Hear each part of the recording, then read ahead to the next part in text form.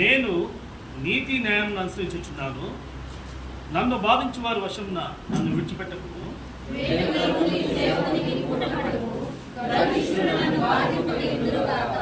నీ రక్షణ కొరకు నీతి గల నీ మాట కొరకు కనిపెట్టుచు నా కన్నులు చిందిచుచున్నవి.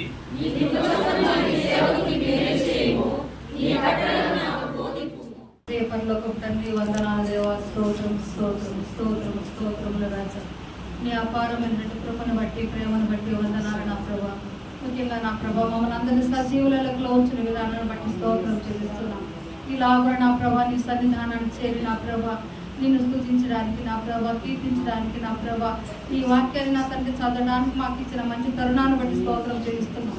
ఇలాంటి తరుణం లేక అనేక మంది నా ప్రభు బయట ఉంటున్నారయ్యా. వారందరూ కూడా నా ప్రభా నీ సన్నిధానానికి రావడానికి సహాయం దయచేయండి నా ప్రభా. దేవునికి మహిమకరముగా అందరికీ తెలియజేస్తున్నా.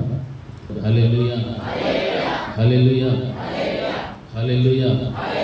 దేవుని యొక్క వాక్యంలోకి మనం వెళ్దాం. దావీదు మహారాజు గారి యొక్క జీవితంలో కొన్ని విషయాల గురించి మనం ధ్యానం చేసుకోవడానికి దేవుడు మనకు సహాయం చేయలేక 139వ అధ్యాయంలోకి మనం వచ్చినట్లయితే దావీదు గారి యొక్క జీవితంలో ఆయన క్రియలు, ఆయన యొక్క ప్రవర్తన, ఆయన జననమును కూర్చున్నటువంటి భయము, ఆశ్చర్యము, రహస్యముగా జన్మించినటువంటి జీవిత విధానము, వీటన్నిటిని గురించి ఆయన మాట్లాడారు. దేవుని యొక్క తలంపుల గురించి, ఆ యొక్క తలంపులు ఆయనకు ప్రియమైనవని వాటిని గురించి తలపోయించటం. ఆ తర్వాత ఇలాగా ఆయన నిర్మించినటువంటి విధానాన్ని, దేవుని ఆలోచనలు, తలంపులు అన్నిటిని బట్టి కూడా మాట్లాడుతుంది. తన జీవితంలో దేవుని యొక్క పాదాల చెంత తన ఆత్మను కుమ్మరించినటువంటి ఆ యొక్క స్థితిని మనం గమనిస్తూ ఉంటున్నాము. ఎందుకంటే దేవుడు గొప్పవాడు. ఈ రోజున మనం కలిగి ఉన్నటువంటి ఆలోచన, ఆ యొక్క తలంపులు ఎన్నో ఉన్నాయి. అయితే దేవునికి మన పట్ల కూడా ఎన్నో ఆలోచనలు ఉన్నాయి, ఎన్నో తలంపులు ఉన్నాయి. మనం అనుకుంటాము ఈ రోజున ఏదో ఒక పని మనం చేయాలి.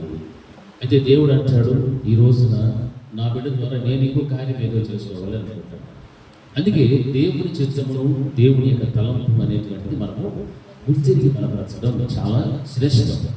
ఆ విధంగా మనం జీవిస్తే దావీదు యొక్క జీవితంలో కూడా ఎంత గొప్ప ధన్యకరమైనటువంటి స్థితిని సంపాదించుకోగలిగాడంటే చాలా ధన్యతను సంపాదించుకున్నాడు. చూడండి, మొట్టమొదటి వచనం నుండి ఉన్నటువంటి ఆ 18 వచనాలలో చాలా అమూల్యమైనటువంటి, ప్రాముఖ్యమైనటువంటి మాటలు మాట్లాడుతున్నట్టుగా మనం గమనిస్తున్నాం. అక్కడ మొట్టమొదటి వచనం చదువుకున్నాం ఒకసారి.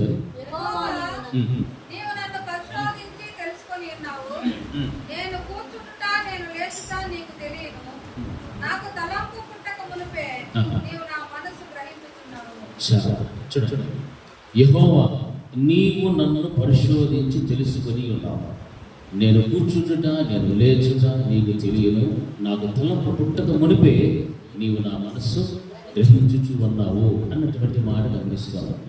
చూడండి, దావీదు గారి యొక్క జీవితంలో మనం గమనిస్తున్నప్పుడు ఆయన ఏమని చెబుతున్నాడు?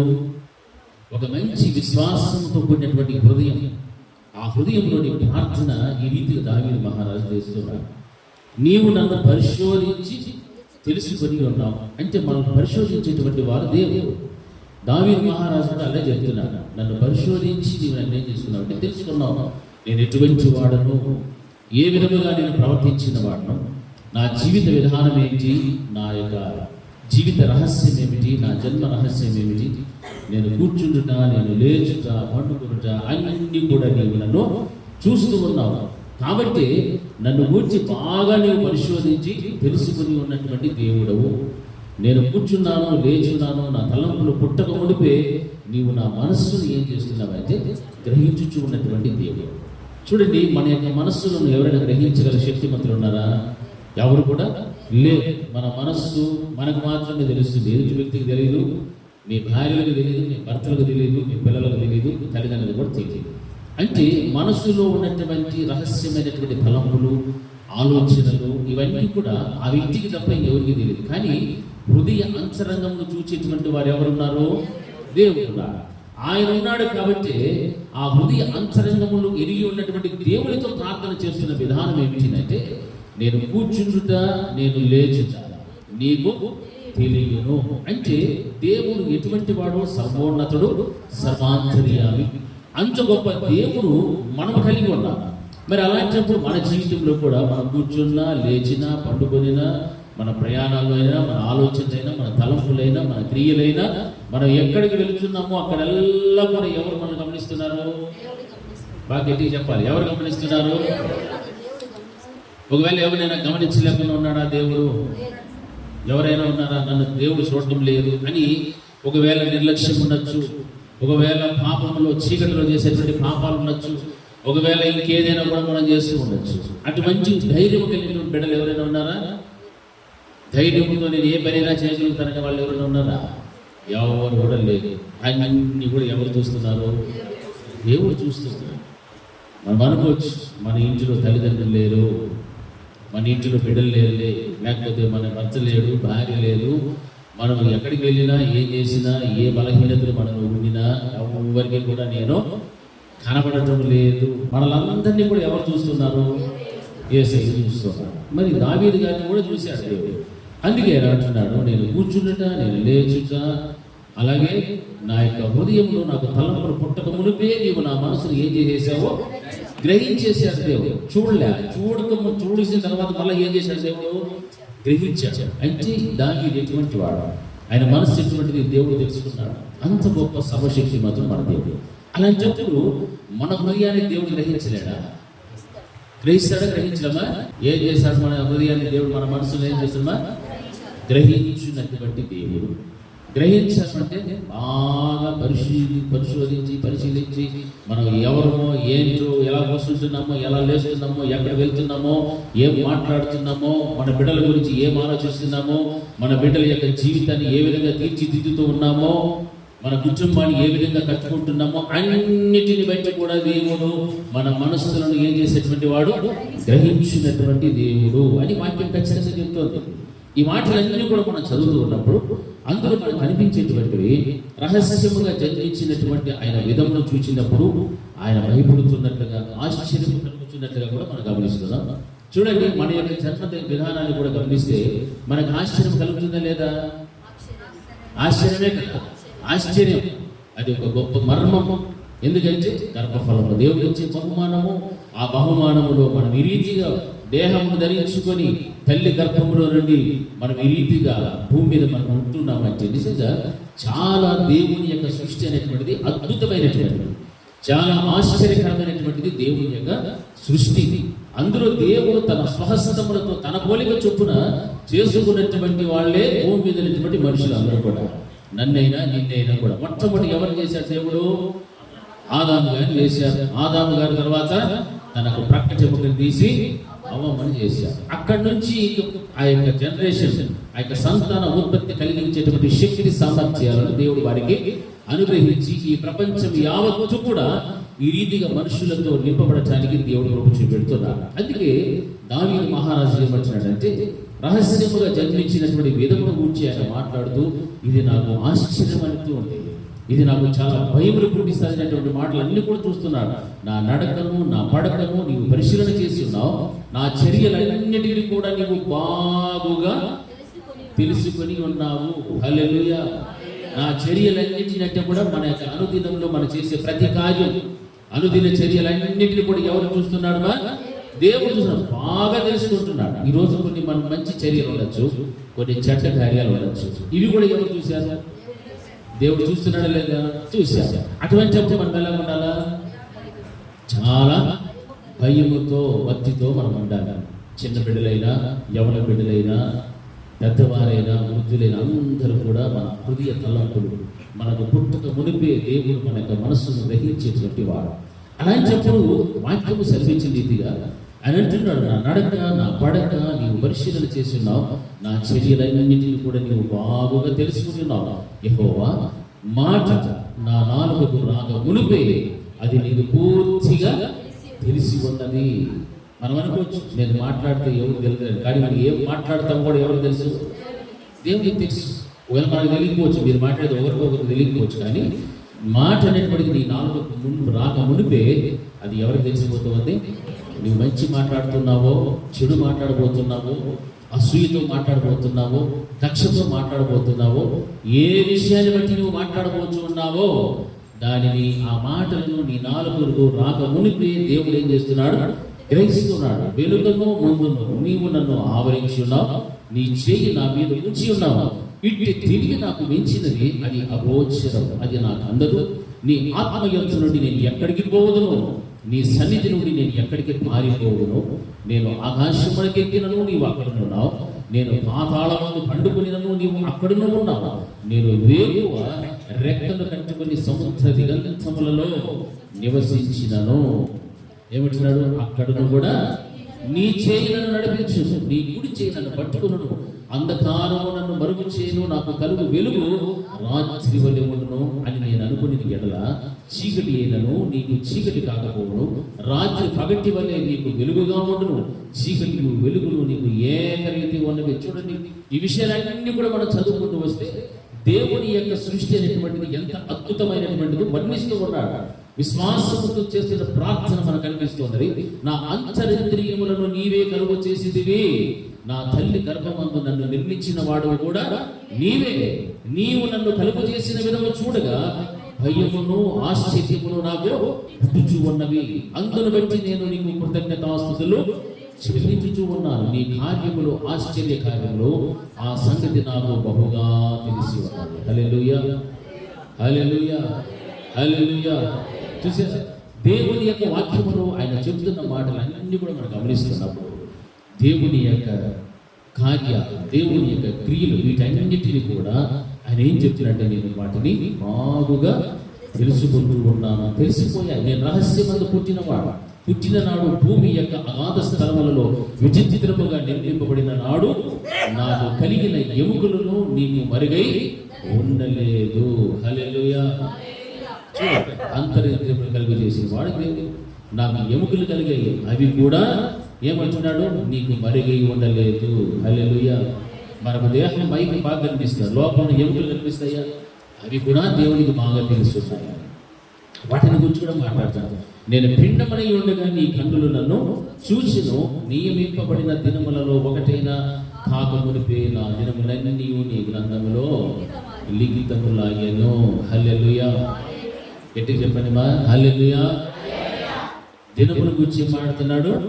నియమింపబడిన దినములలో ఒకటైనను కాక మునిపే నా దినాలన్నీ కూడా ఎక్కడికి లిఖితమైపోయాయి?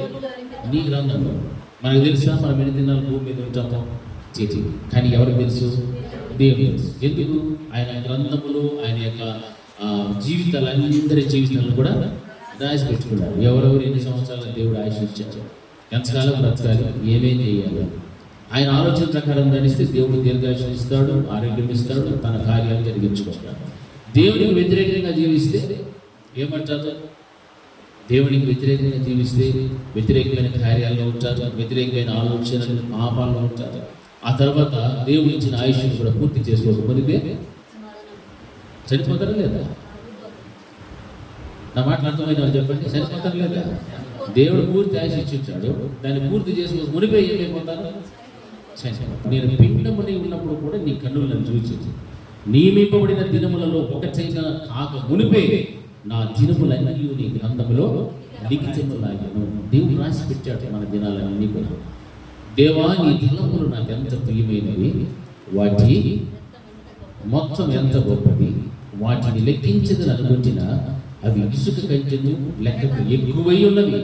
నేను మేల్కొంచిన ఇంకను నీ యొద్దనే ఉండును. ఈ మాటలన్నీ కూడా మనం గమనిస్తూ వస్తే చాలా చాలా ప్రాముఖ్యమైనటువంటి విషయాలు ఇందులో మనకు కనిపిస్తూ ఉన్నాయి. ఎందుకు ఈ విషయాలన్నీ కూడా చదివి వినిపించానంటే, దేవుని యందు మనం యథార్థత కలిగి, ఆయన యందు నిజంగా భయము భక్తి కలిగి జీవిస్తే మనం నిర్మించబడినటువంటి విధానమును గురించి ఆశ్చర్యము భయమును కలుగుతూ ఉన్నప్పుడు ఆ దేవుని యొక్క సన్నిధానంలో మనం నిర్మించినటువంటి దేవుని పట్ల మనకి ఏం కలుగుతుందంటే విశ్వాసం అనేది కలుగుతారు, భయం అనేటువంటిది పుడతారు, భక్తి అనేటువంటిది రాగలుగుతారు. తద్వారా దేవుని చేత అనేకమైనటువంటి అద్భుత ఆశ్చర్యకరమైనటువంటి కార్యాలు మన జీవితంలో చూడగలుగుతాము. హల్లెలూయా. ఈ విషయాలన్నిటినీ మీరు ఎప్పుడైనా ఆలోచన చేశారా? దావీదు మహారాజు చెప్పాడు, నేను పుట్టిన విధంగా నా ఎముకలు, పిండము, అవి ఇవి నరాలతో సహా మొత్తం అన్నిటిని గురించి కూడా ఆలోచన చేసుకుంటూ వాటన్ని కూడా నాకు తెలియక మునిపే వాటన్నిటిని కూడా నీవేం చేసినావు నాయనా, గ్రహించావు. తల్లి గర్భంలో పిండముగా నన్ను నిర్మించిన వాడు కూడా నీవే. హల్లెలూయా. ఈరోజు మనము తల్లి గర్భంలో పుట్టినప్పుడు ఆ పిండముగా నిర్మించబడినటువంటిది ఎవరి చేత నిర్మించబడ్డామో? దేవుని చేతనే. మన యొక్క శక్తి బలము కంటే దేవుని యొక్క ప్రణాళిక, దేవుని సంకల్పం, ఆయన ప్రణాళిక ఉంది కాబట్టి మనము దేవుడు పిండంగా నిర్మిస్తూ ఉన్నాం. అటువంటి గొప్ప దేవుడు మన దేవుడు. ఈ విషయాలన్నిటిలో కూడా మనము దేవుని గ్రహిస్తూ విశ్వాసం నుంచి, ప్రభువా ఇన్ని కార్యాలు నా జీవితం పట్ల, నా యొక్క బ్రతుకు, నా జననము, నా యొక్క వ్యక్తిగత జీవితంలో నీవు చేసినటువంటి ఈ గొప్ప కార్యాలు చూస్తే అవి చాలా ఆశ్చర్యంగా ఉన్నాయి నాయనా, చాలా భయం పుట్టిస్తూ ఉన్నాయి. నిజంగా నీవు చాలా గొప్ప దేవుడు. ఎందుకో తెలుసా? నీవు నన్ను ఏం చేశావు? పరిశోధించి నన్ను తెలుసుకొని ఉన్నటువంటి దేవుడు నీవు. హల్లెలూయా. నియమింపబడినటువంటి దినములు ఒకటైనను కాక మునిపే అన్ని దినములు కూడా నీ గ్రంథములో ఏం చేసుకున్నావు? లిఖితమయ్యను. హల్లెలూయా, హల్లెలూయా. అన్నింటినీ కూడా లిఖించుకున్నాడు దేవుడు. రోజు మనం అనుకుంటున్నాం, ఎన్నో ప్రయత్నాలు మనం చేద్దాం, అలాగైపోతాం, ఇలాగైపోతాం, ఏమో అవుదాం, అది చేద్దాం, ఇది చేద్దాం అనుకుంటాం. కానీ దేవుడి చేతిలో ఉన్నటువంటి ఆ గ్రంథములో మన దినములన్నీ కూడా లిఖితములైనటువంటి విషయాన్ని మనం మర్చిపోకూడదు. అందుకే ఆ దినాలు ఎన్నున్నాయో మనకు తెలియదు. ఆ దినములు, సంవత్సరములు ఎన్నున్నాయో నీకు తెలియదు, నాకు తెలియదు. బ్రతికున్నటువంటి కాలంలోనే, మనం ఇంకా జీవిస్తున్నటువంటి ఈ దినాలలోనే మనం ఎలాగ దేవుని చిత్తానుసారంగా జీవించాలో, దేవుడికి లోబడి మనం బ్రతకాలో, వాక్యం ఏమైతే బోధిస్తుందో దాన్ని గ్రహించాలో, వీటిని మనము చాలా జాగ్రత్తగా పరిశీలన చేసుకోవడం మనకు చాలా మంచిది. హల్లెలూయా. దీన్ని ఏం చేయాలి? వాక్యం వింటున్నప్పుడు మనము గ్రహించాలి. హల్లెలూయా. వాక్యాన్ని మనం ఏం చేయాలి? గ్రహించాలి. వాక్యం అదే బోధిస్తారు. మీరు వినుమట్టు వారే ఉండగా దేవుని యొక్క వాక్యమును గ్రహించు వారనే ఉండాలి. మీరు వినుమట్టు వారే ఉంటే కనుక మీరేం చేసుకున్నట్లు? మోసం చేసుకుంటూ ఉన్నట్టు. హల్లెలూయా. పోయిన వారు ఏం చెప్పారో విన్నారు, కానీ గ్రహించలే.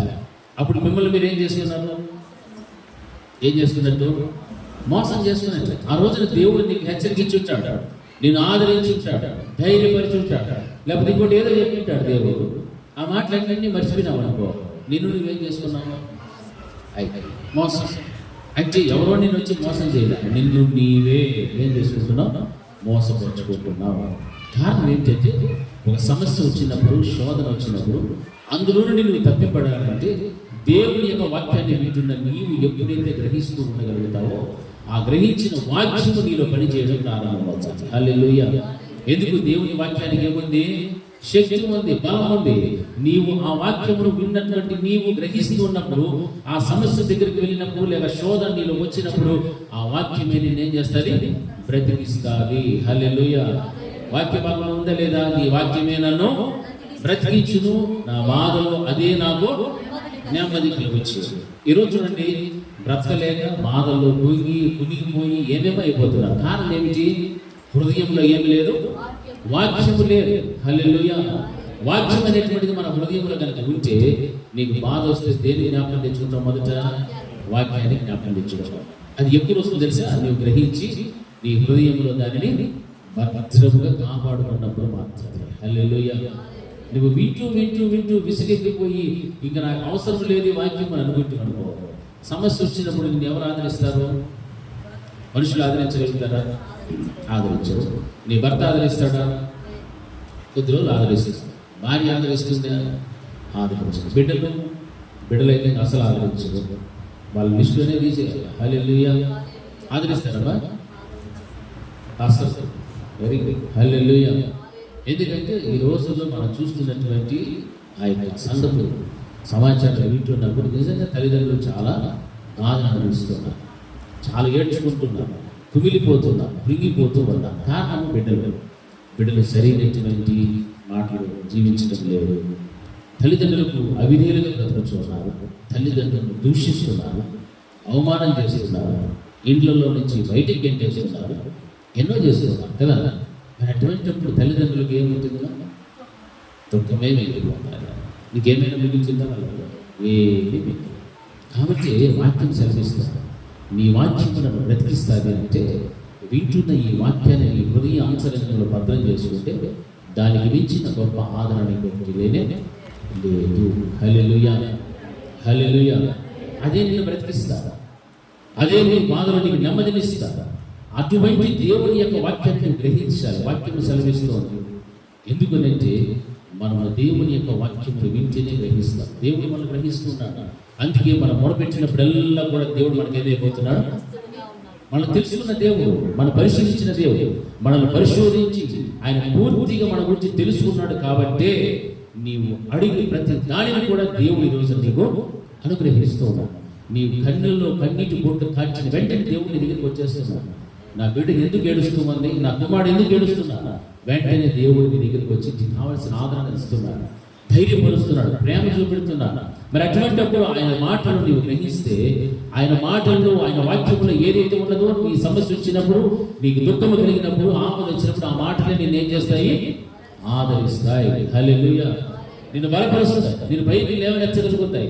అందుకే దేవుని యొక్క వాక్యమును నిర్లక్ష్యముగా మనం వినకూడదు. ఆ నిర్లక్ష్య స్వభావం కనుక ఉంటే దేవుని వాక్యాన్ని వినలేము, దేవుని వాక్యాన్ని విన్న దానిని గ్రహించను కూడా గ్రహించలేము. అందుకే వాక్యాన్ని గ్రహిస్తే నీకు చాలా చాలా మంచిది, చాలా ఆశీర్వాదకరం. ఆ వాక్యము నీ నోట్లో ఉంటే, నీ హృదయంలో ఉంటే, ఇంకో నలుగురిని కూడా నీవు రక్షిస్తావు, ఇంకో నలుగురికి నీవు ఆదరిస్తావు, ఇంకో నలుగురిని దేవుని యొక్క ప్రేమను గురించి నువ్వు మాట్లాడతావు. ఆ వాక్యమే కనుక నీ హృదయ అంతరంగంలో ఉంటే ఇన్ని గొప్ప కార్యాలు నువ్వు చేస్తావు. దేవుడు చేసిన పనులు నీవు చేయగలుగుతావు. మరి వాక్యమే లేకపోతే పేరుకు క్రైస్తవుడని చెప్పుకొని, క్రైస్తవురాలని నువ్వు చెప్పుకుంటూ అన్యుల మధ్యకు నీవు వెళ్ళినప్పుడు ఆయన గురించి ఏమైనా ప్రకటించగలవా? ప్రకటించలేము. కారణం ఏమిటంటే ఆయన మాటలు నీ లోపల లేవు. మా భక్తుడు అంటున్నాడు, దేవా నీ తలంపులు నాకు ఎంత ప్రియమైనవి, వాటిని మొత్తం ఎంత గొప్పది, వాటిని లెక్కించదని అనుకుంటున్నా అవి ఇసుక కట్టెను లెక్కకు ఎక్కువై ఉన్నవి, నేను మేల్కొచ్చిన ఇంకనూ నీ యొక్క నేను. మరి అన్ని గొప్ప మేలు, అన్ని గొప్ప కార్యాలు మన దేవుని పట్ల మనం అడిగిన దాన్ని అంతా కూడా పొందుకుంటున్నప్పటికీ కూడా దేవుని గురించినటువంటి అవగాహన, దేవుని గురించినటువంటి సువార్త ప్రకటించలేని స్థితిలో ఉన్నామంటే వాక్యమును సరిగా మనం ఏం చేయడం లేదు, గ్రహించడం లేదు. మన జీవితాన్ని మనం ఆలోచన చేసుకున్నాం. మన శరీరాన్ని గురించి ఆలోచన చేయండి, మన తలంపుల గురించి, మన నడక, మన పడక, మన ముందు, మన వెనుక ఎవరిని మనం నడిపిస్తూ ఉన్నాం. ఏదో ఒక అదృశ్యమైన శక్తి అనేటువంటిది మనం ఆవరించి ఉన్నది, ఆ మూఢనమ్మకమైన ఉందా లేదా? ఉంటారు. లేకపోతే మనం బ్రతుకుతామా? బ్రతకలేదు. నడుస్తున్నాం, కూర్చుంటున్నాం, లేచి చూస్తున్నాం, ఆలోచన చేస్తున్నాం. మన మనసులో ఆలోచన చేస్తే మన శరీరం పనిచేస్తారు, కాళ్ళు పనిచేస్తాయి, చేతులు పనిచేస్తాయి, చెవులు అన్నీ పనిచేయడం ప్రారంభమవుతాయి. వీటన్నిటికీ మూలము ఎవరు అంటే దేవుడు. దావీదు గారు చెప్తున్నారు, నేను తల్లి గర్భంలో పిండముగా ఉన్నప్పుడే నీ కన్నులు నన్ను చూచెను, నియమింపబడిన దినములలో ఒకటేనో కాక మునిపే నా దినములన్నీ కూడా నీ గ్రంథంలో లిఖితములాగాను. ఇన్ని విషయాలు దావీదు గారు చెప్పుకుంటున్నప్పుడు ఆ విశ్వాసంతో కూడినటువంటి ఆ మంచి ప్రార్థన ఈ రోజున మన జీవితంలో కూడా, మన హృదయంలో ఆ ప్రార్థన ఉండాలి. ప్రభా నన్ను నిర్మించిన విధానం చూస్తే భయం వేస్తుంది, ఆశ్చర్యం కూడా కలుగుతుంది. ప్రభా ఏంటి అసలు నేనేంటి, నా శరీరం ఏంటి, నా తలంపులు ఏంటి, నా యొక్క వ్యక్తిగత జీవితం ఏంటి, నేనేం చేస్తున్నా అని ఒక్కసారి మనం పరిశీలించుకుంటే మనం ఏమైనా ఉన్నామో మనకు బాగా అర్థమైపోతాం. అర్థమవుతుందా లేదా? దేవుడు ఇచ్చాడు మంచి జీవితాన్ని, కొంతకాలం ఈ భూమి మీద ఉంటాం. ఈ భూమి మీద ఉన్నటువంటి ఈ దినాల్లో మనం ఏం చేయాలి, ఎలా బ్రతకాలి, ఎవరితో ఎలా ఉండాలి, మన ప్రవర్తన, మన నడక అన్నింటినీ కూడా మనమే పరిశీలించుకుంటే అప్పుడు నిజంగా దేవుడి దగ్గర మనం ప్రార్థన చేస్తాం. ప్రభా నేను కూర్చుంటుట, లేచుట, పండుకొనుట, నడుచుట, నా నడకలు అన్నీ కూడా నేను చూస్తున్న దేవుడు నాయనా. హల్లెలూయా, గట్టిగా హల్లెలూయా అని దేవుడితో విశ్వాసముతో మన హృదయంలో ప్రార్థన చేసి మనం ఎలా నడుచుకోవాలో అంత జాగ్రత్తగా దేవుని ఎదుట, కుటుంబం ఎదుట, సమాజం ఎదుట మనం నడుస్తూ వెళ్తాం. ఆ భయం అనేటువంటిది మనకు రావాలి. ఆ భయం అనేటువంటిది ఉంటేనే దేవుని యొక్క కుమారులుగా, కుమార్తెలుగా మనం అందరము కూడా పిలువబడగలుగుతాము. అందుకే వాక్య భాగంలో ఏమంటున్నారు తెలుసా? చూడండి, కీర్తనలు 40వ వచనంలో ఒక మాట రాయబడుతుంది. యెహోవా నా దేవా నీవు మా ఎడల జరిగించిన ఆశ్చర్య క్రియలను చదువు. యెహోవా నా దేవా ఆశ్చర్య క్రియలను తలంపులను బహు విస్తారములు వాటిని వివరించి చెప్పేదని అనుకుంటున్నా అవి లెక్కకు మించి ఉన్నవి. నీకు సాటి అయిన వాడు ఒకడు లేడు. చూడండి వాక్యం ఎంత చక్కగా చెప్తుంది. యెహోవా నా దేవా, నీవు మా ఎడల జరిగించిన ఆశ్చర్య క్రియలను, మా ఎడల నీకున్న తలంపులను బహు విస్తారములు, ఆ విస్తారమైన తలంపుల గురించి చెప్పేదని అనుకొచ్చినా అవి లెక్కకు మించి ఉన్నవి. నీకు సాటి అయిన వాడు ఎవడు కూడా లేడు, ఒక్కడు లేడు దేవుడికి సాటి అయిన వాడు. వాక్యం ఆ రీతిగా బోధిస్తున్నాడు. మరి దేవుడికి మన పట్ల బహు విస్తారమైన తలంపులు ఉన్నాయి. అంతేకాని మా ఎడల జరిగించిన ఆశ్చర్య క్రియలను చాలావి ఉన్నాయి, లెక్కకు మించి ఉన్నవి. వాటిని వివరించేది అనుకుంటున్న నా వల్ల కాదు ప్రభు, లెక్క వేయలేదు. నీకు సాటి అయిన వాడు ఒకడు కూడా లేడు. నా కుటుంబంలో దేవుడు మేలు చేశాడు, మీ కుటుంబాల్లో దేవుడు మేలు చేశాడు, మన రక్త సంబంధికుల కుటుంబాల్లో దేవుడు మేలు చేశాడు, అందరి జీవితాల్లో కూడా దేవుడు మేలు చేస్తూనే ఉన్నాడు. మరి వాటిని లెక్కించడానికి మనకు వీలవుతుందా? ఎవరికైనా వీలవుతుందా? మీరెవరు నోరు వినడం నోరు తెరిచి జవాబు చెప్పండి. లెక్కించడానికి వీలవుతుందా? ఎందుకు కాదు? ఎన్నో ఎన్నో మేళ్ళు దేవుని యందు నుండి పొందుతాం. మనం చేసిన చెడు కార్యాలు లెక్కించడానికి అవుతుందా? ఎందుకు లెక్కించలేము? మనం చేసిన చెడు కార్యాలు అవి లెక్కించడం అనుకుంటుమా? అవి లెక్కకు చెప్పాలి గట్టిగా, లెక్కకు మించింది. హల్లెలూయా, లెక్కకు మించింది. దేవునికి కూడా మన ఎడల విస్తారమైన తలంపులు ఉన్నాయి. ఆయన ఆశ్చర్య కార్యములు చాలా బహుగా ఉన్నాయి. వాటిని లెక్కించడం అనుకుంటుమా? లెక్క పెట్టలేము. అలాగే మన జీవితంలో ఏమైనా లెక్క పెట్టేవి ఏమైనా ఉన్నాయా? మంచి కార్యాలు ఏమైనా ఉన్నాయా మన జీవితాల్లో? మంచి పని ఏదైనా ఈరోజు మంచిగా చేస్తుంది, మన చర్యల్లో ఒక మంచి చర్య నేను చేస్తుంది అనేది ఏమైనా ఉందా మన జీవితంలో? ఎంతమంది చేస్తారు? రోజుకు ఒకటన్నా చేస్తారా? హల్లెలూయా, హల్లెలూయా. మనము ప్రతి దిన చర్యలన్నింటిలో కూడా ఏ చర్యలు ఉండాలా? మంచిగా ఉండాలి. వాక్యం అదే సెలవిస్తుంది 40వ అధ్యాయంలో, యెహోవా నా దేవా, నీవు మా ఎడల జరిగించిన ఆశ్చర్య క్రియలను, మా ఎడల నీకున్న తలంపులను బహు విస్తారములు. ఇవన్నీ కూడా కీర్తనకారుడు ఇంత చక్కగా దేవుని చిత్తంలో తను అనుభవించినటువంటి ఆనందమును గురించి ఆయన ప్రస్తావిస్తూ మాట్లాడుతున్నాడంటే నిజంగా ఎంత ధన్యతను సంపాదించుకున్నవాడు ఆలోచన చేసి దేవుని యొక్క చిత్తంలో తన ఆనందాన్ని పంచుకుంటున్నాడు. ఈ రోజున నీవు దేవుని చిత్తంలో ఉంటే ఆయన ఇచ్చేటువంటి ఆనందాన్ని పంచుకుంటావా లేదా?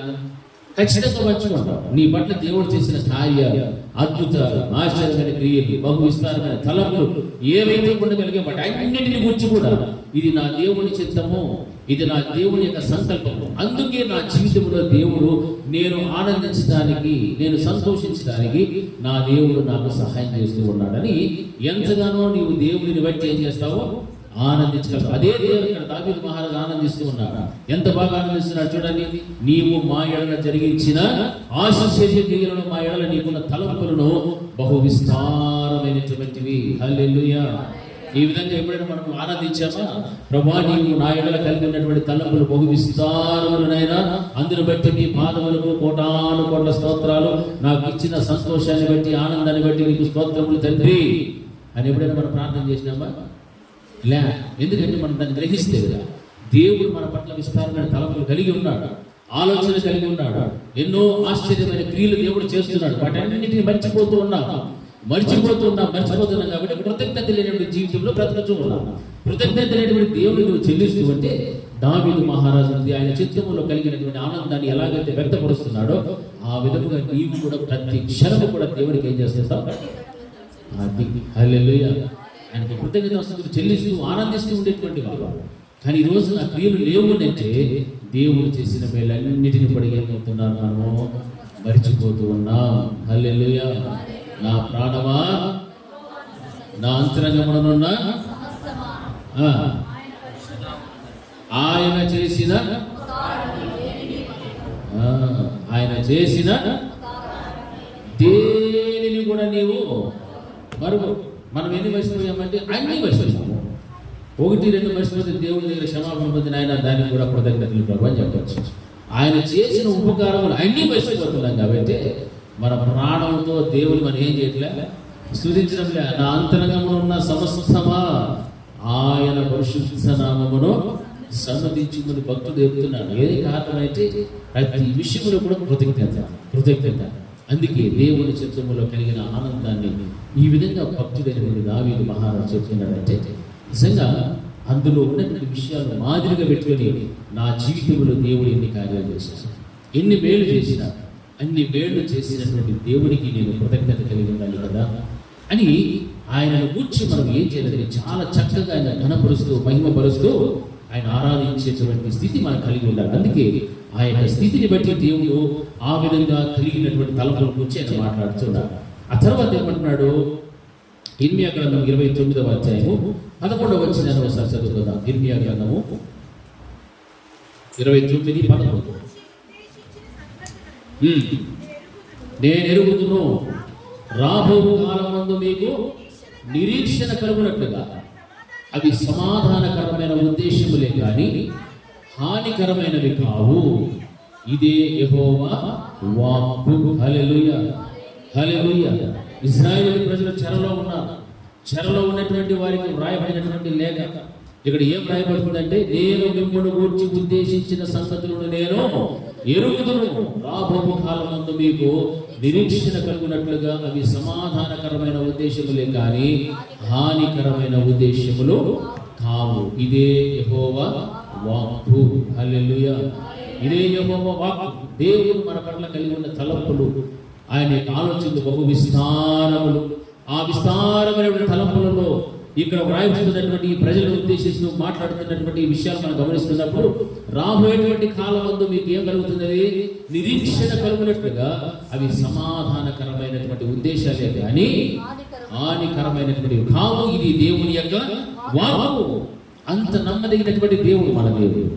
ఆయన మాటలు నమ్మదగినవి. మనం గురించి దేవుడు ఉద్దేశిస్తున్నాడంటే అవి సమాధానకరమైనటువంటివే. ఆ రోజున ఆ ప్రజల గురించి దేవుడు ఆలోచించిన తలంపులు, ఆయన చేసిన క్రియలు ఈ రోజున మన జీవితంలో కూడా తప్పనిసరిగా దేవుడు చేస్తాడు. ఎందుకనంటే దేవుడు నమ్మదగిన వాడు. నిన్న నేడు నిరంతరం ఆయన ఏకరీతిగా ఉన్నవాడు. ఆ రోజున ఆయన ప్రజలకు అలా చేశాడు, ఈ రోజున ఆయన మార్గంలో నడుస్తున్న బిడ్డలకు ఇంకో రకంగా చేస్తాడు అనేటువంటి ఆ యొక్క వ్యత్యాసం ఏమి కూడా లేదు. వాక్యము సెలవిచ్చిన రీతిగా రాబోవు కాలమందు మీకు నిరీక్షణ కలుగునట్లుగా అవి సమాధానకరమైన ఉద్దేశములే కానీ హానికరమైనవి కావు. ఇదే యెహోవా వాక్కు అనేటువంటి నమ్మదగినటువంటి మాటలు చెప్తున్నారు. యెషయా గ్రంథము 55వ అధ్యాయం 8-9 వచనాలు మనం ఒకసారి చదువుదాం. యెషయా గ్రంథము 55వ అధ్యాయము 8-9 వచనాలు.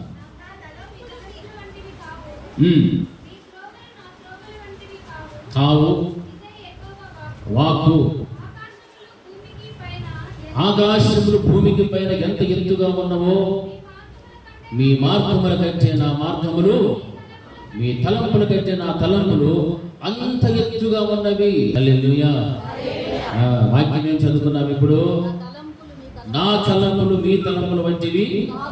అంటే మన తలంపులు ఏవో ఉంటాయి కానీ దేవుని తలంపులు వేరే, మన ఉద్దేశాలు వేరే, దేవుని ఉద్దేశాలు వేరే. అందుకే అంటున్నాడు, మీ త్రోవలు నా త్రోవలు వంటివి కావు. ఇది యెహోవా వాక్కు. ఆకాశములు భూమికి పైన ఎంత ఎత్తుగా ఉన్నవో మీ మార్గముల కంటే నా మార్గములు, తలంపుల కంటే నా తలంపులు అంత ఎత్తుగా ఉన్నవి. హల్లెలూయా. అప్పుడు దేవుని యొక్క ఆలోచనలు, ఉద్దేశాలకు, తలంపులకు, మన ఉద్దేశాలు, తలంపులు, ఆలోచనలకు ఎంత వ్యత్యాసాన్ని చూపిస్తున్నాడు. భూమికి పైన ఆకాశములు ఎంత ఎత్తుగా ఉన్నవో అంత ఎత్తుగా నా యొక్క తలంపులు మీ పక్షాన ఉన్నాయి. హల్లెలూయా. మరి అట్లాంటప్పుడు మనం ఏం చేయాలి? ఏడున్నాను మనము? ఆయన దగ్గర ఉండాలి. హల్లెలూయా. మనం భూమి మీద ఉన్నాము, ఆయన ఆకాశ మహాకాశముల మీద ఎక్కడున్నాడు? పరలోక రాజ్యంలో ఉన్నాడు దేవుడు. అంత ఉన్నతమైన స్థానంలో ఉన్న దేవుడు వ్యత్యాసాన్ని చూపెడుతున్నాడు. మీ తలంపులు ఎందుకు అంటే జస్ట్ భూమితో సమానం. భూమికి పైన ఆకాశములు ఎంత ఎత్తుగా ఉన్నవో అంత ఉన్నతమైనటువంటి తలంపులు నావి. హల్లెలూయా. అంత ఉన్నతమైన మార్గాలు నావి చెప్తున్నాడు. అలాంటప్పుడు మనం దేవుని పాదాల చెంత మనం పట్టుకుంటే ఇక మన తలంపులు, మన ఉద్దేశాలు అన్నీ ప్రక్కన పోతాయి. ఆయన తలంపులు కావాలి, ఆయన ఉద్దేశాలు కావాలి, ఆయన చిత్తం నాకు కావాలి. ఎత్తుతాడు దేవుడు, పైకి లేవనెత్తాడు. హల్లెలూయా.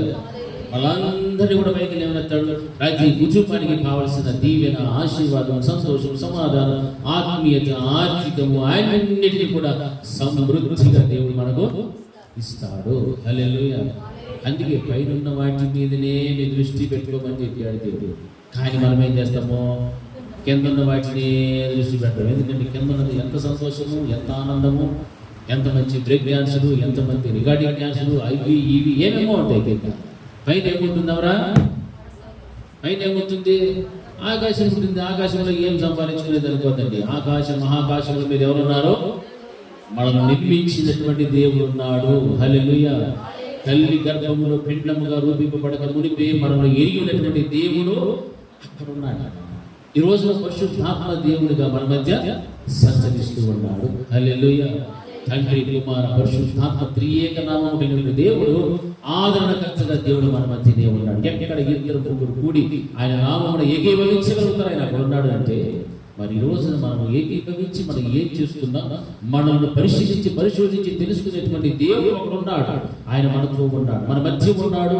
మనం చూస్తూ ఉన్నటువంటి దేవుడు, మన మాటలను వినేటువంటి దేవుడు, మన నడక, పడక, కూర్చుంట, లేచుట అన్ని కూడా చూస్తున్నటువంటి దేవుడు. అటువంటి దేవుని యొక్క సన్నిధానంలో ఉన్న నీవు ఆయన మాటను గ్రహిస్తే నీకు వచ్చేటువంటి బాధలనైనా శోధనలనైనా ఆ వాక్యమే ఏం చేస్తుంది? ప్రతిష్ఠిస్తాది. హల్లెలూయా. అందుకే మన ఉద్దేశములు, మన తలంపులు ఎన్ని ఉన్నా వాటికి ప్రకటన పెట్టి భూమికి ఆకాశములు ఎంత ఉన్నతముగా ఉన్నవో అంత ఉన్నతమైనటువంటి మార్గములు నావి, తలంపులు నావి అని దేవుడు చెప్తున్నాడంటే నిజంగా ఆయన పాదాల దగ్గర మనం ఉంటే ఎంత ఉన్నతమైనటువంటి స్థితిని దేవుడు మనకిస్తాడు. ఆలోచించాలి. ఆ స్థితిని సంపాదించుకోవడం కోసమే దేవుడి యొక్క మందిరానికి రావాలి, దేవుడితో సహవాసం చేయాలి. అంతేకాని భూ సంబంధమైనటువంటి వాటి మీద మన యొక్క ధ్యాసను ఎప్పటికీ కూడా పెట్టకూడదు. 31వ అధ్యాయము కీర్తనలు 19 వచ్చిన ఒకసారి చదవండి. కీర్తనలు 31:19.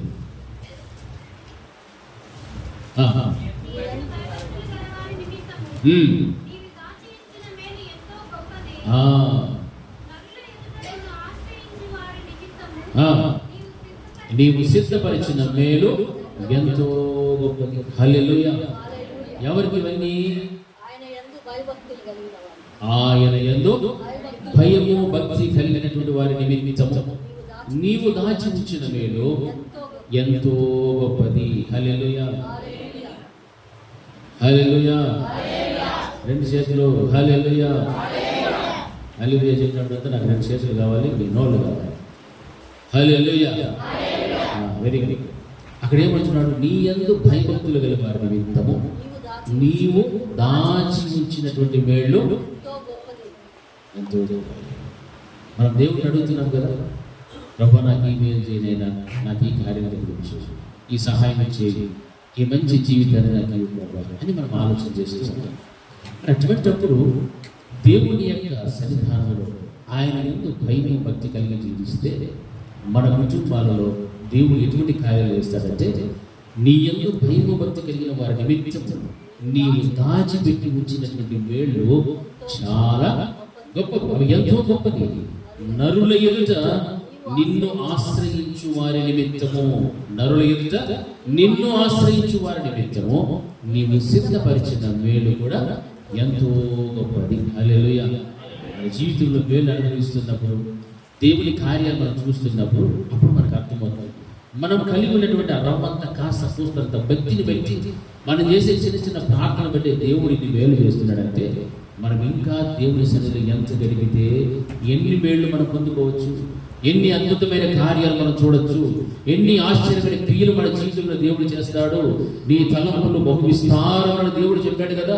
మరి ఆ తలంపులన్నీ కూడా మన జీవితంలో నెరవేర్చబడాలి అంటే వాక్యము సెలవిస్తుంది, నీ యందు భయము భక్తి గలవారి నిమిత్తము నీవు దాచిపెట్టినటువంటి మేలు చాలా గొప్పదని చెప్తున్నాడు. నరుల ఎదుట నిన్ను ఆశ్రయించు వారి నిమిత్తము నీవు సిద్ధపరిచినటువంటి మేలు కూడా ఎంతో గొప్పది. హల్లెలూయా. ఇప్పుడు ఆలోచన చేయండి, దాచి ఉంచిన మేలు కావాలా? ఎంతమందికి కావాలి దాచి ఉంచిన మేలు? దాచి ఉంచిన మేలు మనకు కావాలన్నా ఉందా? దేవుడు ఇచ్చే మేలు కావాలి. హల్లెలూయా. మరి అటువంటిప్పుడు మనం దేవుని ఏం కలిగి ఉండాలా? భయము, భక్తి కలిగి ఉండాలి. అందరూ చెప్పాలి ఈ మాట మాత్రం. ఏముండాలి దేవుని పట్ల? అందుకే నీ యందు భయము భక్తి కలిగి వారి నిమిత్తము నీవు దాచి ఉంచిన మేలు ఎంతో గొప్పది. అది చాలా గొప్పదంట. మనం సంపాదించిన ఆస్తులు కంటే, భూములు కంటే, బంగారం కంటే, డబ్బు కంటే ఆయన దాచి ఉంచిన మేలు ఎంతో గొప్పది. అంటే దాన్ని బట్టి అర్థం చేసుకోవాలి. అంటే దాచి ఉంచిన మేలు ఎలా ఉంటుందంటే చాలా గొప్పది అని వాక్యం బోధిస్తుంది. దాచి ఉంచిన మేలు కావాలని ప్రయాసపడండి. ఏం దాచిపెట్టినాడో ఏమో దేవుడు, ఏ పొట్లో ఏముందో ఏడు తెలిసినట్టుగా మనకి ఈ వాక్యం చూస్తుంది. దాచిపెట్టిన మేలు ఎంతో గొప్పది అంటే మన దగ్గర బంగారం ఉంది, డబ్బులు ఉన్నాయి, ఆస్తులు ఉన్నాయి, వాహనాలు ఉన్నాయి, జనబలం ఉంది, అన్నీ ఉన్నాయి. దీనికి మించి ఇంకేముందబ్బా అని మనం ఆలోచన వస్తుంది రాదా? వస్తుంది రాదా? నువ్వు చెప్పి జవాబు చెప్పావురా, వస్తుందా రాదా? వస్తుంది కదా. అలాంటప్పుడు దేవుడి వాక్యం ఏం చెప్తుంది? ఆయన యందు భయము భక్తి కలిగి వారి నిమిత్తము దాచి ఉంచినటువంటి మేలు ఎంతో గొప్పది. ఎంతో గొప్పదని దీని మించిన గొప్ప ఏముందబ్బా అని మనకు అనుమానం రావచ్చు. ఆ గొప్పదైనటువంటి మేలు ఏమిటంటే ఒక రోజున దేవుడు మనం ఏం చేస్తాడో అక్కడ తీసుకెళ్తాడు. హల్లెలూయా. నువ్వు వేసుకొని కష్టపడి కూలి చేసి నాలి చేసి ఏమేమో చేసి సంపాదించిన ముక్కు పొల్ల చెవులకు వేసిన తిత్తులు అవి ఇవి నీ ఆడలు వేసిన అది నీ కాళ్ళ కింద ఉంటాయి. నడుస్తూ ఉంటే బంగారమే, నడిస్తే బంగారం, ముసిస్తే బంగారం. హల్లెలూయా, హల్లెలూయా. ఆ భాగ్యం కావాలంటే దేవుని యందు భయము భక్తి కలిగితే మీ నిమిత్తం అటువంటి బిడ్డల నిమిత్తము దేవుడు దాచి ఉంచిన మేలు ఎంతో గొప్పది. హల్లెలూయా. దానికి కామా లేదు, పులుసు కావాలి, ఎంతో గొప్పది. దానికి మంచిన వేలేదు. అంత ఉన్నతమైనటువంటి వేడుని దేవుడు మనకిస్తాడు. రెండవది ఏమంటున్నాడు?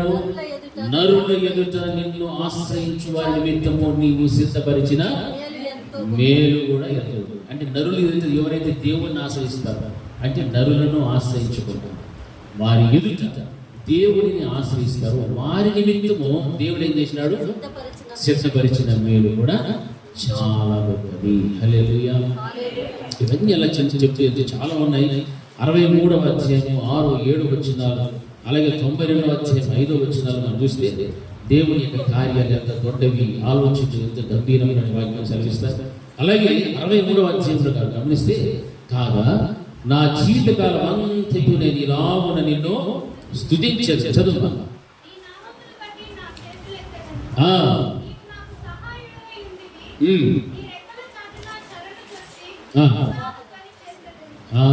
హల్లెలూయా, హల్లెలూయా.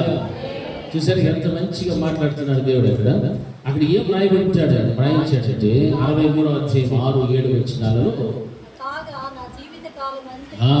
కాగా నా జీవితకాలం అంతా కూడా ఇలాగ స్తుతిస్తా నీ నామమును బట్టి.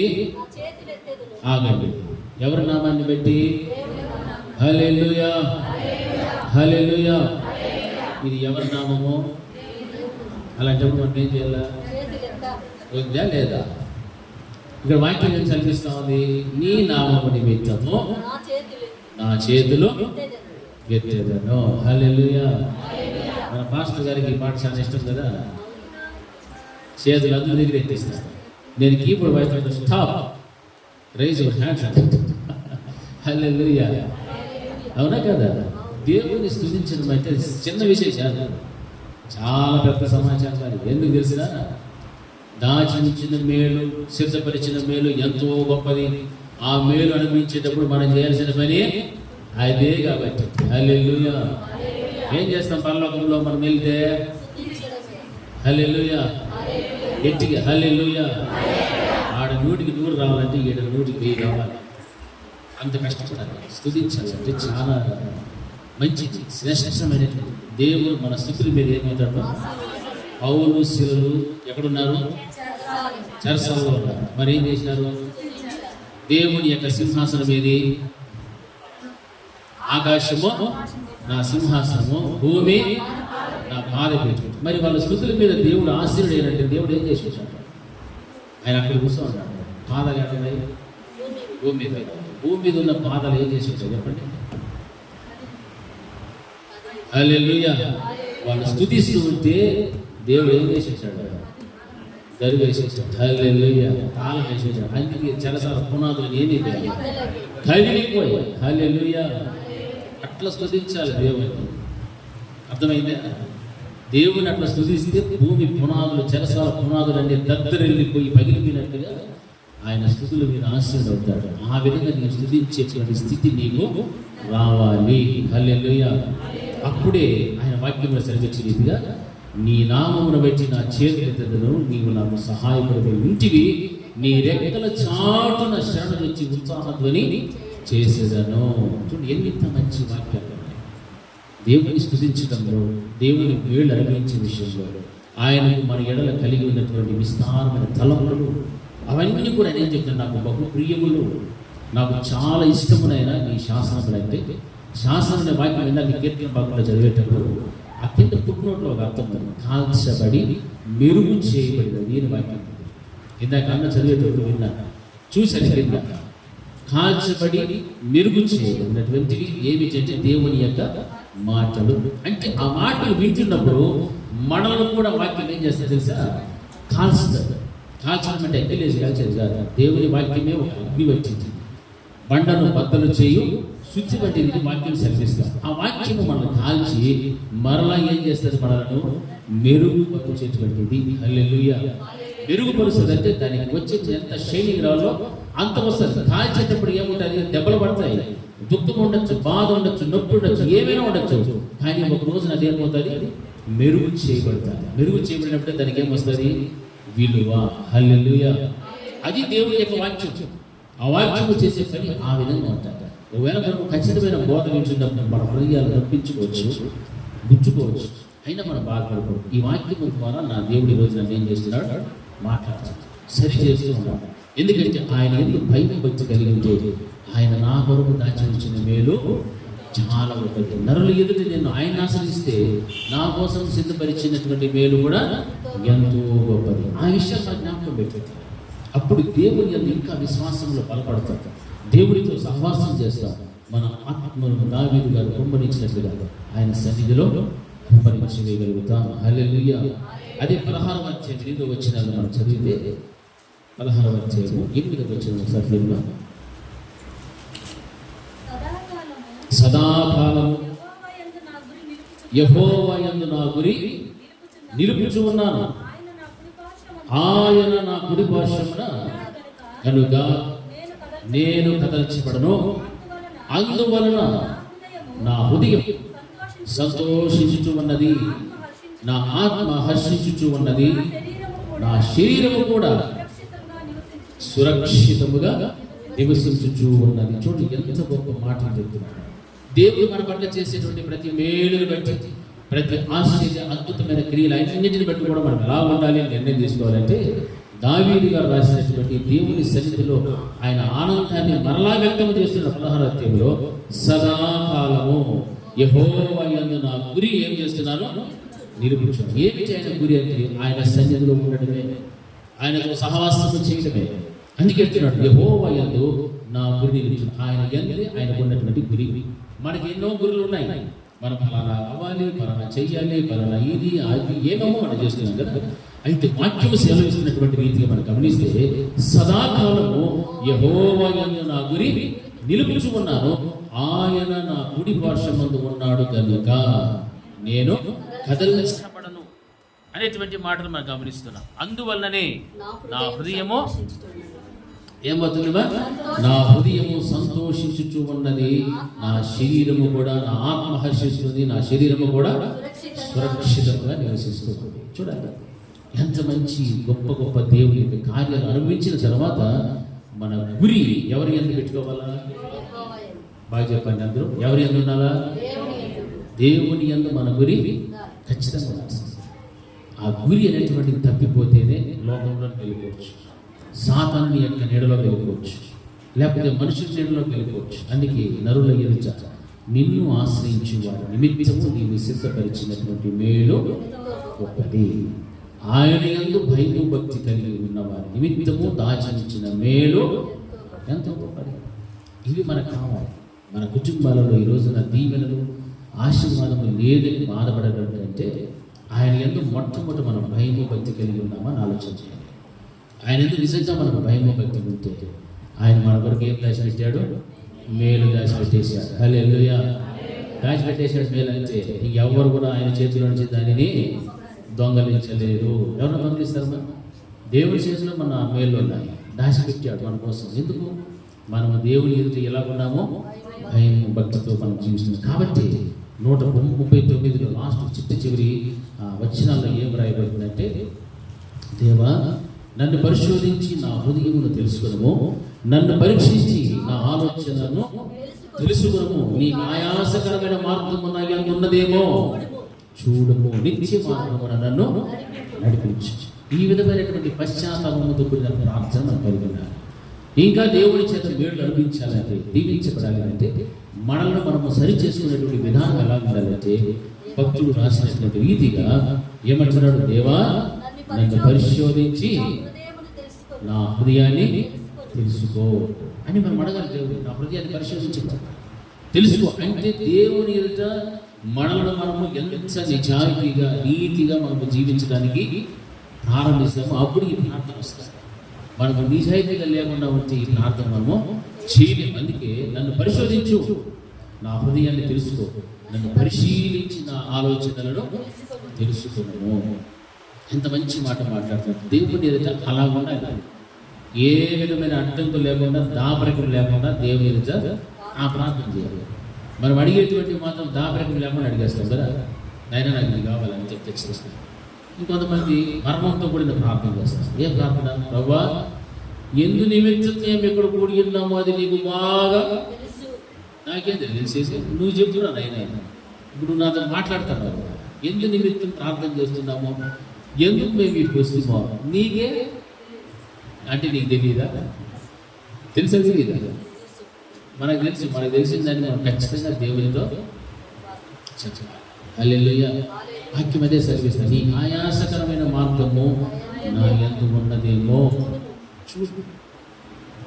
మనం ఎప్పుడైనా చెప్తాం మీకు మాట, మనలో ఏమన్నా ఉంచి కూడా మనం ఏం చేస్తామో దాచిపెట్టేస్తాం అంతే. హల్లెలూయా.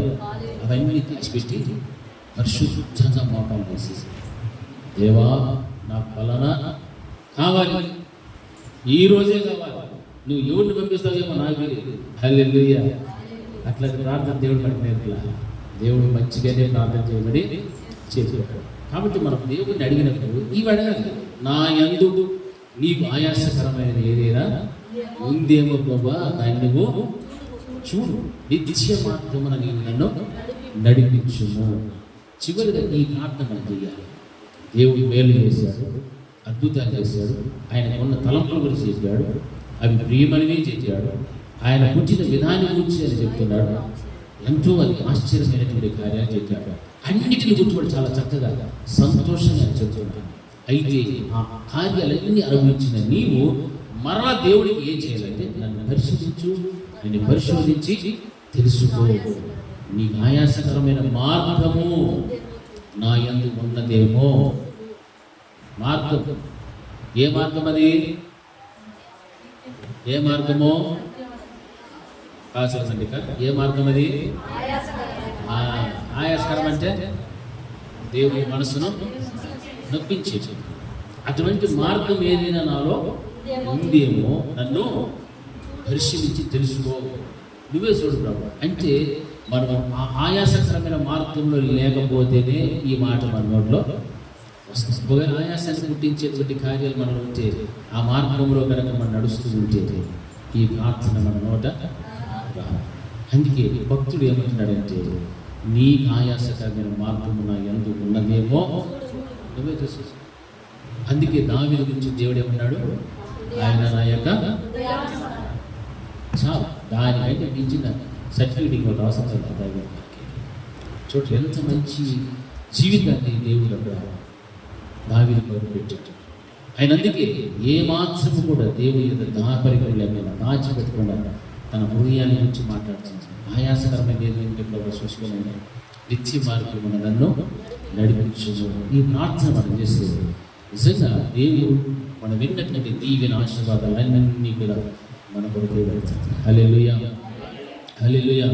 ఆయన దాచి ఉంచిన మేలు, ఆయన సిద్ధపరిచినటువంటి మేలు ఎంతో గొప్పది. ఆ గొప్పదైన మేలు నీవు పొందుకోవాలంటే నీ జనన విధానం అంతా చూసుకో. దేవుని యొక్క విస్తారమైన తలంపులు ఆలోచన చేసి, ఆయన కూర్చున్నటువంటి శాస్త్రములు ఎటువంటి ఆలోచన చేసి, అప్పుడు నీకు ఆయన యొక్క భయభక్తి ఉందా లేదని గ్రహిస్తే నిజంగానే నీ కొరకు ఆయన ఏం చేసి పెట్టినాడు, మేలన్నీ కూడా దాచిపెట్టేసాడు. హల్లెలూయా. ఒక రోజున దేవుడు నీకు ఖచ్చితంగా ఇస్తాడు. అవి పొందుకోవడం కోసం ఇంకా నీవు విశ్వాసంతో బలపడుతూ, ఇంకా ఏమైనా నాలో నీకు ఆయాస్కరమైన మార్గం ఉంది చూసుకో, నిత్య మార్గంలో నడిపించు అని ప్రార్థన చేస్తుంటుంది.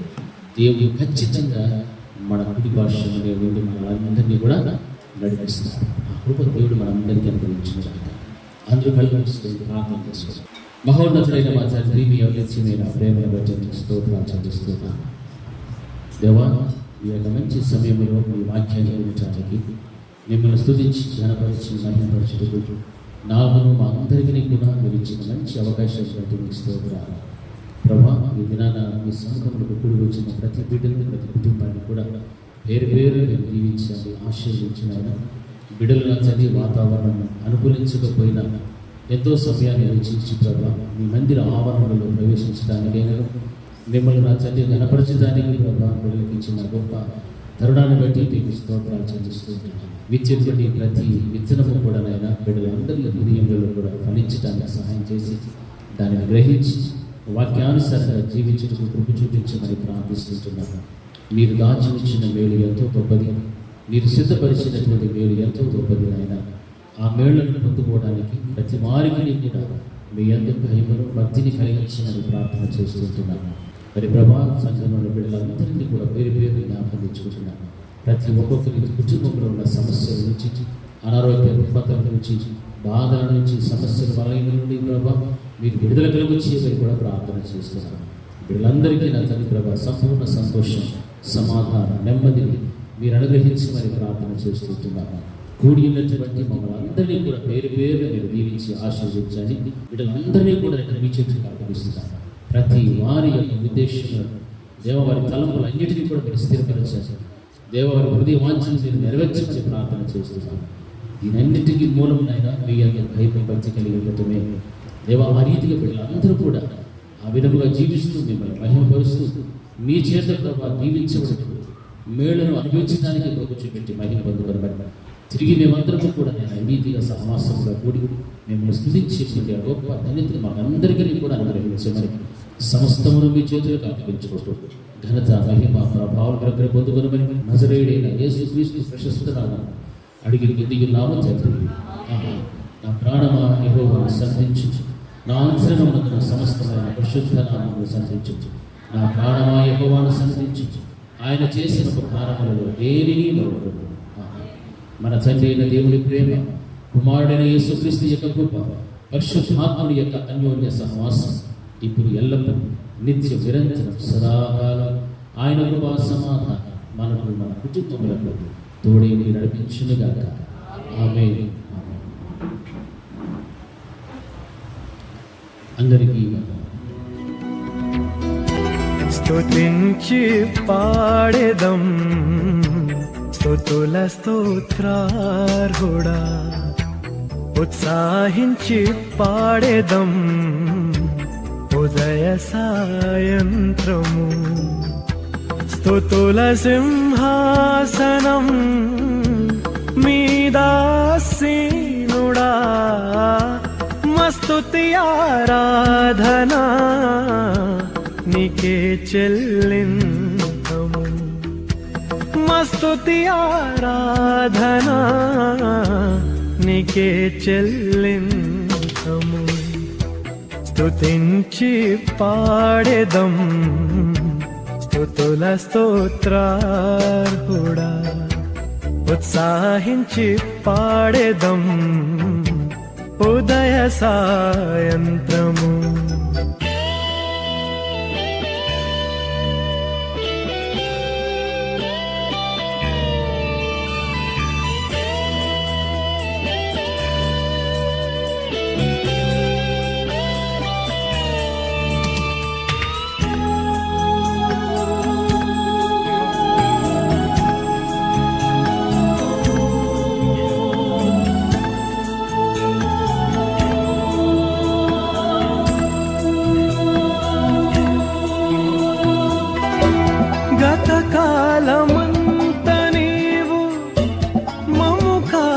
కాపాడావు, వ్యథలన్నీ తీశావు.